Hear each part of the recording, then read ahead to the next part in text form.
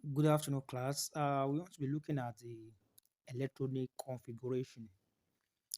In the first place, electronic configuration in chemistry, we use it to determine some things about the atoms. Uh, if you want to write electronic configuration in chemistry, actually, we use the atomic number to write. That means, electronic configuration, we want to use the atomic number of each element to denote their position in the periodic table, the blocks that they belongs to, either the group or the period. And also, but you cannot write electron configuration for any element without knowing the atomic number of such particular element or atom. But if you want to write electron configuration, there are some things that you have to keep in mind.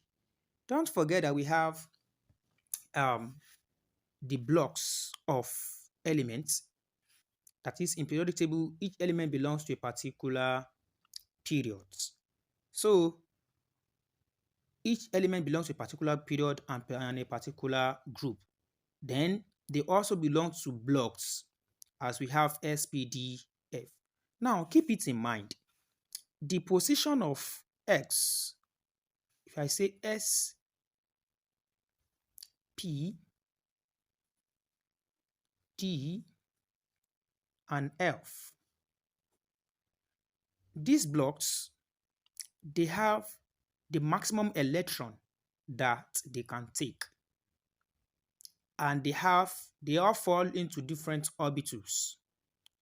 For instance, if I'm talking about S block, S block is a block that has just one orbital. Let me use this box to represent the orbital.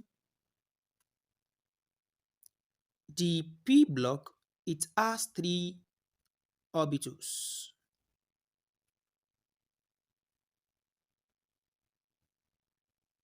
One, two, three. D blocks, it has five orbitals. One, two, three, four, five. YF block, it has seven orbitals. One, two, three, four, five, six, seven. Now, as you are looking at these orbitals, they have the maximum electron that they can contain. Keep it in mind, an orbital has ability to contain maximum of 2 electrons. That means for X, if you want to share electron on S orbital, the maximum electron that this one can contain is 2 orbitals, 2 electrons. That is, if I want to share electron in S now, the maximum electron that this one can contain, it is 2. In P, the maximum electron that P can contain, P, it has 3 orbitals. So each orbital will contain 2 maximum electron. It means that P can contain how many electron that should be 6 electrons maximum. It means that it can contain 0 to 6, and S can control from 0 to 2. Why D electron? D block can contain it has 5 orbitals. It means that it can contain 10 electrons from 0 to 10.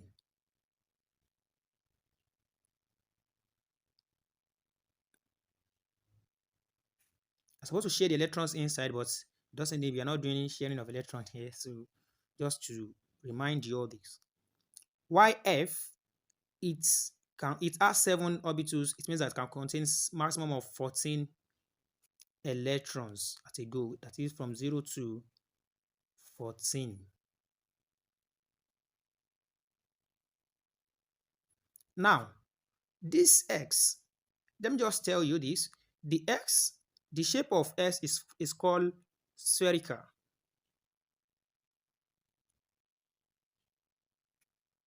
And the spherical in shape, something like a egg or a circle. The shape of P, it's called dumbbell. it looks like this. This is dumbbell shape. The shape of D is called dumbbell, double dumbbell, like the one of P like 2.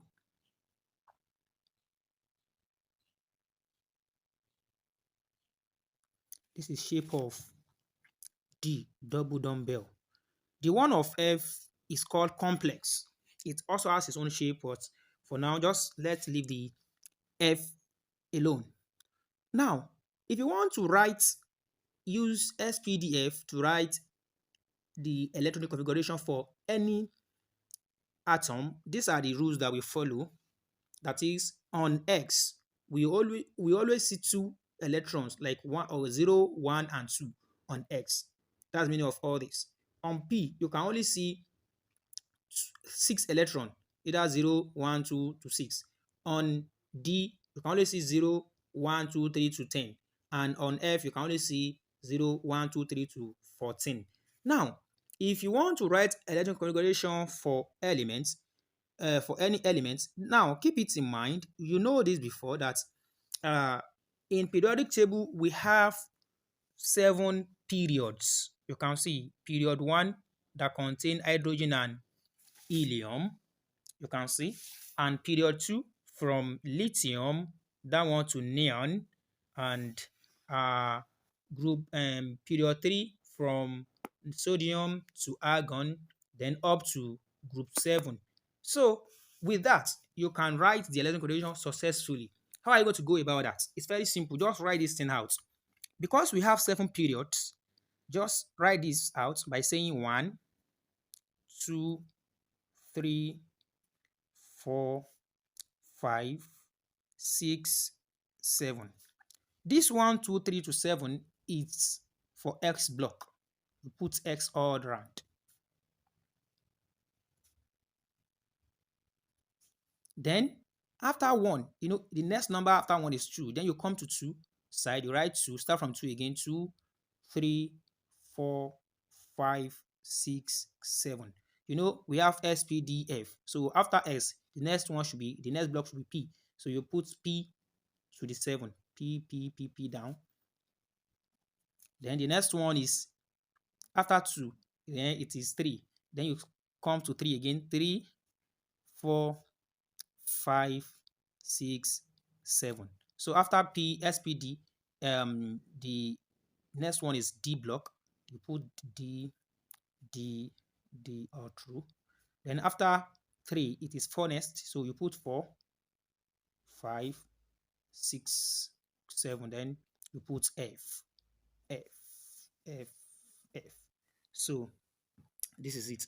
Now, you now make an arrow to make this thing easy for yourself. Look at how the arrow moves. It moves downward.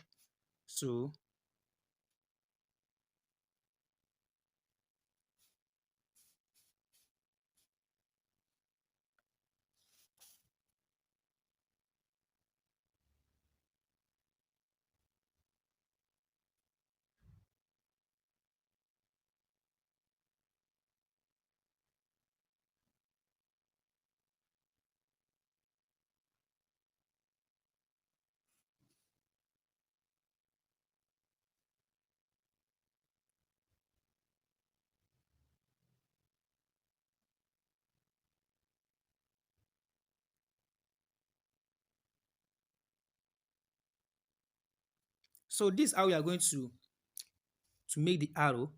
Now, let's say I want to write electron configuration for first 20 elements now. I will just write like element like, let me say I will start with hydrogen, and I will do the one of sodium, calcium, and potassium. I think that one is enough for us to get this thing. So let's say I want to write electron configuration for hydrogen. I know that hydrogen is number 1. So, and the first one here is 1x. So I will just say hydrogen is equal to 1x1. I'll put 1 on top of x. It means that hydrogen is number 1 because we use the atomic number to write the electron configuration. Let's say I want to write for sodium. I know that sodium is Na symbol and is number what? Is number 11. So I will start with 1x. Maximum electron for x is what? Is 2. So I'm going to what? 11. So out of 11, I've already have 2. The next one is 2x. You write 2x. You know the maximum electron for x is 2. Don't forget that. Then you continue. Then after 2x, the next one, you can see how it comes down. It is 2p. Then 2p. Then I know that maximum electron for p is 6. So, and I'm going to what? To number 11. So, it still means I can still put 6 on top of p because maximum electron for p it is 6, and I'm still going to 11. So, I'm now in number 10. So, the next one after 2p, it is 3x. So, I'll say 3x. So, and I'm going, maximum electron for x is 2. But because I'm going to number 11, I've already reached 10. So, now it's 1. So this is how to write electronic configuration for sodium. Now let me try another one, which is potassium. Potassium is number 19. Okay, potassium is number 19. So atomic number for potassium is 19. So now if I want to do that, 19, I'll start with 1s2, 2x2, you can see 2p6, followed by what? Followed by another one, which is 2p6. After that, then we have 3s, 3x2, because now I'm going to 19. This is 10, 12. So I'm still continue. After 2p, I'm still going to, after 3x, I'm going to 3p, because you can see this is 2p, 3s, 3p now. After 3p, okay, let's say 3p now. After that, after 3s, 3p, that one is 6. So making what now? This is 10, 2, 2, 6, 10, 12, plus this one, 18. So I'm still going to 19. After 3p, what next? It is 4x. So I'll say 4x1 because potassium is number 19.